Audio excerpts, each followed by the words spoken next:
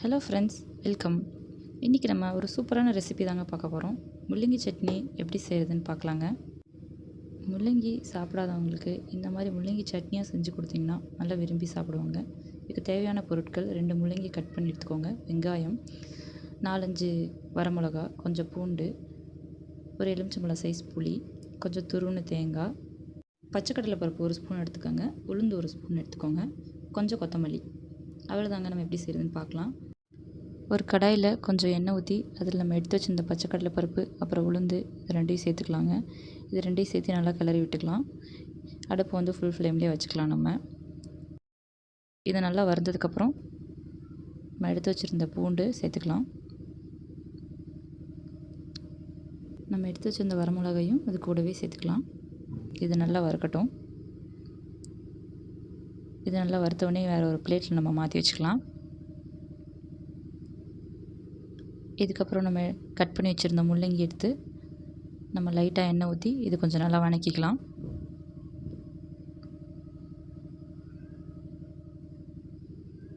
அடுப்பில் ஃபுல் ஃப்ளேமே வச்சு வதக்கிக்கலாங்க. கொஞ்சம் வதங்கினோடனே வெங்காயத்தையும் நம்ம இது கூடவே ஆட் பண்ணிக்கலாம். நல்லா கிளறி விட்டுக்கோங்க. இதுக்கப்புறம் கருவேப்பிலை கொஞ்சம் ஆட் பண்ணிக்கலாம். அப்புறம் எடுத்து வச்சுருந்த புளி கொஞ்சம் அதிலே ஆட் பண்ணிக்கலாம். இது இந்த மாதிரி நல்லா வதக்கிக்கோங்க. இதுக்கப்புறம் நம்ம துருவி வச்சுருந்த தேங்காவை இதில் கொஞ்சம் ஆட் பண்ணி நல்லா கிளறி விட்டுக்கோங்க. அதுக்கப்புறம் கொத்தமல்லி ஆட் பண்ணிக்கோங்க கடைசியாக.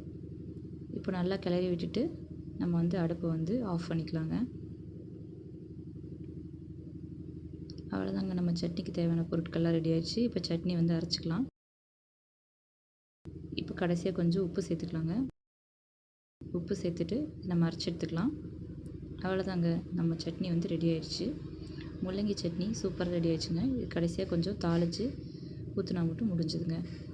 இது நம்ம தோசைக்கெலாம் எடுத்துக்கிட்டால் சூப்பராக இருக்கும். முள்ளங்கி இதில் ஆட் பண்ணியிருக்கிறதே தெரியாது, அந்தளவுக்கு சூப்பராக இருக்கும். ஒரு 2 தோசை சுட்டு இந்த சட்னி வச்சு சாப்பிட்டு பாருங்கள். செம்ம டேஸ்ட்டாக இருக்கும். நீங்களும் வீட்டில் ட்ரை பண்ணி பாருங்கள்.